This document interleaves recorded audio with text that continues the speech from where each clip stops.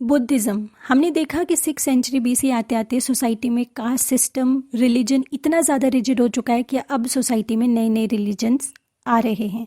Jainism last video में cover किया था, बुद्धिज़्म इस वीडियो में कवर करेंगे। Life of Gautam Buddha. देखिए, हम तमिलनाडु बोर्ड की क्लास 11th की टेक्स्ट बुक को ही फॉलो करते हैं और इसमें हम ज़्यादा चीज़ों को, मतलब मैं ये नहीं कह रही कि हमने पूरा बुद्धिज़्म कवर कर लिया, क्योंकि इसमें कुछ चीज़ें मेंशन नहीं हैं, लेकिन जितना हो सकता है मैं उतना डालने की कोशिश ज़रूर करूँगी। Life of Gautam Buddha 567 to 487 BC, date please याद रखिएगा। बेसिकली होता क्या है कि स्टोरी की फॉर्म में समझते हैं। कपिलवस्तु नाम की एक जगह है, यहाँ पे एक क्लैन रूल कर रही थी और उस क्लैन का नाम था शाक्य क्लैन, जिसके राजा थे शत्रुघ्न, और शत्रुघ्न की वाइफ थी माया देवी। माया देवी को एक रात एक सपना आता है जिसमें वो वाइट एलिफेंट्स को देखते हैं। बुद्धा की लाइफ में जो क्वेश्चन आते हैं वो सिंबल्स की फॉर्म में भी आते हैं कि लोटस का मतलब क्या है, बुल का मतलब क्या है।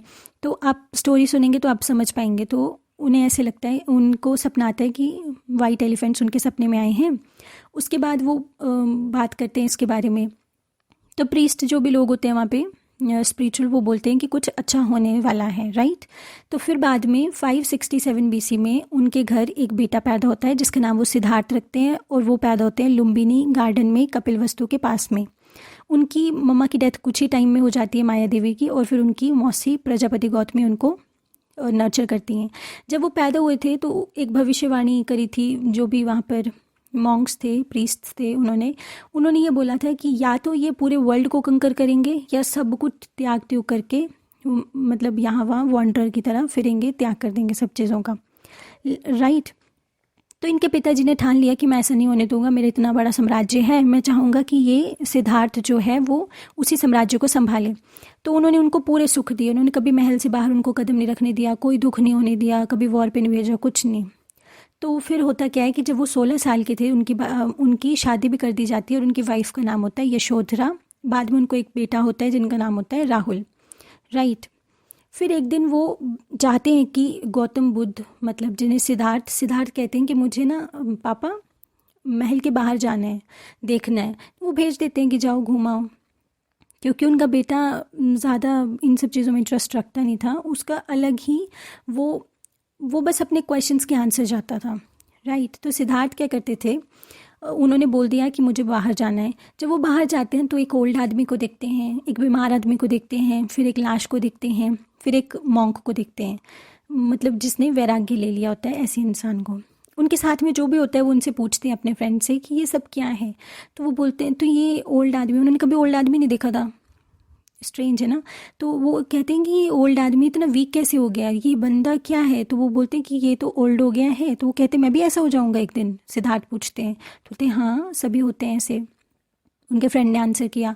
फिर वो बोलते हैं कि ये कैसे आदमी, इसको क्या हो रहा है, इतने चिल्ला क्यों रहा है। तो कहते हैं ये इसको बीमारी है, तो उसको दर्द हो रहा है। तो कहते हैं मुझे भी होगा।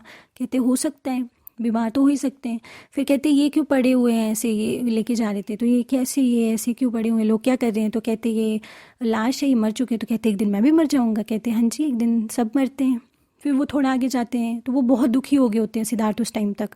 फिर वो आगे जाते, फिर वो देखते हैं कि ये बंदा तो बहुत खुश है, इसको तो कोई दुख नहीं है। कहते ये मॉन्क है, इसने सब कुछ त्याग दिया है। सिद्धार्थ वापस आते हैं, बहुत कुछ सोचते हैं, उन्हें उनके सवालों के जवाब नहीं मिलते, और फिर अपने घर को छोड़ देते हैं 29 साल की उम्र में। फिर जब वो अपने घर को छोड़ देते हैं ना, तो वो अपने घोड़े पे गए होते हैं। तो उस घोड़े का नाम होता है कंठक। तो बुद्धिज़्म में जो हॉर्स है उसको सिंबल माना जाता है रिनंसिएशन का, त्याग का, राइट। और लोटस और बुल को सिंबल माना जाता है बर्थ का बुद्धिज़्म में, राइट। तो अब 29 साल की उम्र में उन्होंने सच की तलाश में घर को छोड़ दिया। 7 साल यहाँ वहाँ घूमे, और फिर बाद में वो एक बोधि ट्री के नीचे थक हार के बैठ जाते हैं, और ये बोलते हैं कि जब तक मुझे मेरे सवालों के सारे जवाब नहीं मिल जाते मैं यहाँ से नहीं उठूँगा, चाहे मेरी मृत्यु क्यों न हो जाए। बोधि ट्री को हम बोलते हैं महाबोधि बुद्धिज़्म में, राइट।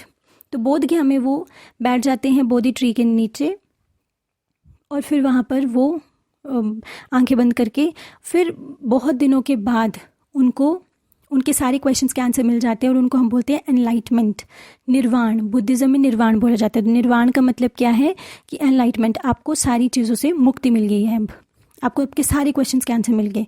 और ये होता है जब वो 35 की एज के हो चुके होते हैं तब। तो जब उनको एनलाइटमेंट मिल जाता है तो उनको लोग बोलते हैं बुद्धा, उन्हें लोग बोल रहे हैं बुद्ध। बुद्ध मतलब ऐसा इंसान जिसको एनलाइटमेंट मिल चुकी है, जिसके पास सारे सवालों के जवाब हैं। फिर जब उन्हें एनलाइटमेंट मिल चुकी है, उनके सारे सवालों के जवाब है, तो वो उपदेश देना शुरू करेंगे। तो उनका फर्स्ट सेमेन होता है, वो होता है सारनाथ में, जो कहाँ पड़ा, बनारस के पास में। उस टाइम पे बनारस के पास में, तो जो फर्स्ट सेमेन है जिसे सारनाथ में उन्होंने दिया था, तो उसे हम बोलते हैं बुद्धिज़्म में धर्म चक्र परिवर्तन। मतलब अब धर्म का भी व्हील जो है वो घूमेगा, राइट। तो ये उन्होंने अपना फर्स्ट सेमेन दिया था। फिर इसके बाद वो अपनी 45 ईयर्स की नेक्स्ट लाइफ को एज ए प्रीचर यहाँ वहाँ जाके लोगों को सिखा के संघ बना के उस तरह से बिताएंगे। और फिर एट द एंड वो 80 साल की उम्र में, एट द एज ऑफ 80, वो कुशीनगर में उनको निर्वाण मिल जाएगा, राइट। तो बेसिकली बात ये है कि आपको याद होगा कि पावापुरी में महावीर ने उनकी डेथ हुई थी, महावीर की कहाँ हुई थी, पावापुरी में। तो पावापुरी और कुशीनगर एक ही महाजनपद की कैपिटल थी। ये याद रखने का एक तरीका वो था मल्ल महाजनपद। मल्ल महाजनपद की 2 कैपिटल्स थी, पावापुरी और कुशीनगर। एक में महावीर की डेथ होती है और एक में डेथ होती है गौतम बुद्धा जी की, राइट।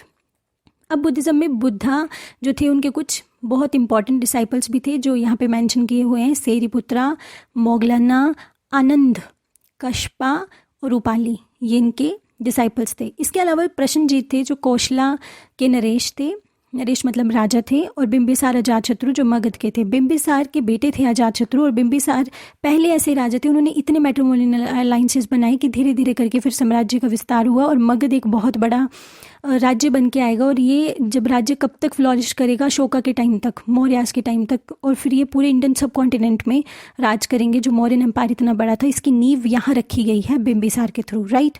तो बिंबिसार थे, उनके बेटे थे अजातशत्रु। अजातशत्रु ने बिंबिसार को मारा था। तो अजातशत्रु और बिंबिसार जो मगध के थे, उन्होंने भी एज ए डिसाइपल बुद्धा को ज्वाइन किया था, राइट। इसके बाद बुद्धा ने अपनी पूरी लाइफ में, जैसे बुक में मेंशन है कि वो नॉर्थ इंडिया में घूमे, उन्होंने बनारस, राजगीर, श्रावस्ती, वैशाली, नालंदा, पाटलीग्रामा, ऐसे बहुत सारी जगह पे उन्होंने अपने उपदेश दिए और यहाँ वहाँ घूमे और उन्होंने बुद्धिज़्म को स्प्रेड किया। अब बुद्धा की लाइफ में एक सबसे इंपॉर्टेंट बात यह है ना कि वो कंट्रोवर्सी में नहीं पड़ते। समझदार इंसान की निशानी है कि फालतू कंट्रोवर्सीज़ में नहीं पड़ा जाता। तो वो बिल्कुल फालतू कंट्रोवर्सीज़ में नहीं पड़ते थे। वो कोई बात नहीं कर रहे हैं, वो वेदा के बारे में कोई बात नहीं कर रहे हैं, वो वेदों के बारे में नहीं बोल रहे कि गॉड है, सोल है, आत्मा है, कर्म है, रीबर्थ होता है, पुनर्जन्म है या नहीं है, कैसे है, वो इस चीज़ पे कोई बात नहीं कर रहे। वो सिर्फ प्रैक्टिकल प्रॉब्लम्स पे बात कर रहे हैं। क्यों? क्योंकि वो चाहते हैं कि लोग बस सिंपल तरीके से अपनी प्रैक्टिकल चीज़ों को समझें, राइट। इसके बाद है टीचिंग्स ऑफ बुद्धा। वो